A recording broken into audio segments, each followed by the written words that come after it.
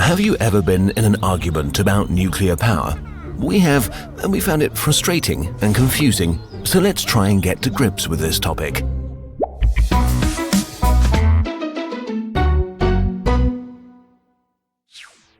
It all started in the 1940s. After the shock and horror of the war and the use of the atomic bomb, nuclear energy promised to be a peaceful spin-off of the new technology, helping the world get back on its feet. Everyone's imagination was running wild. Would electricity become free? Could nuclear power help settle the Antarctic? Would there be nuclear-powered cars, planes, or houses? It seemed that this was just a few years of hard work away. One thing was certain: the future was atomic. Just a few years later, there was a sort of atomic age hangover. As it turned out, nuclear power was very complicated and very expensive. Turning physics into engineering was easy on paper, but hard in real life. Also, private companies thought that nuclear power was much too risky as an investment. Most of them would much rather stick with gas, coal, and oil. But there were many people who didn't just want to abandon the promise of the atomic age, an exciting new technology, the prospect of enormously cheap electricity, the prospect of being independent of oil and gas imports, and in some cases, a secret desire to possess atomic weapons provided a strong motivation to keep going.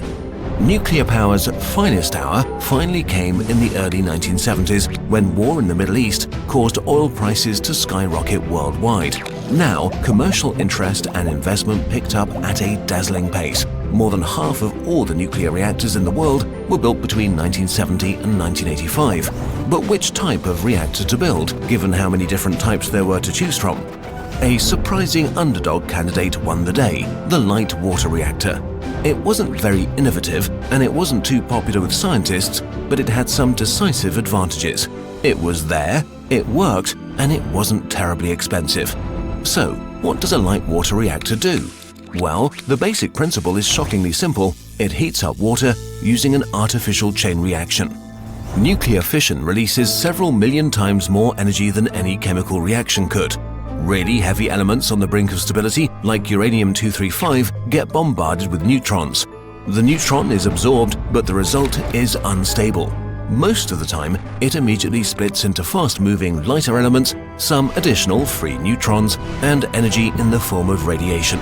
The radiation heats the surrounding water, while the neutrons repeat the process with other atoms, releasing more neutrons and radiation in a closely controlled chain reaction.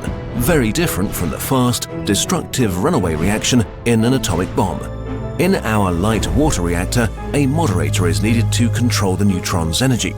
Simple, ordinary water does the job, which is very practical since water's used to drive the turbines anyway. The light water reactor became prevalent because it's simple and cheap. However, it's neither the safest, most efficient, nor technically elegant nuclear reactor. The renewed nuclear hype lasted barely a decade though. In 1979, the 3 Mile Island nuclear plant in Pennsylvania barely escaped a catastrophe when its core melted.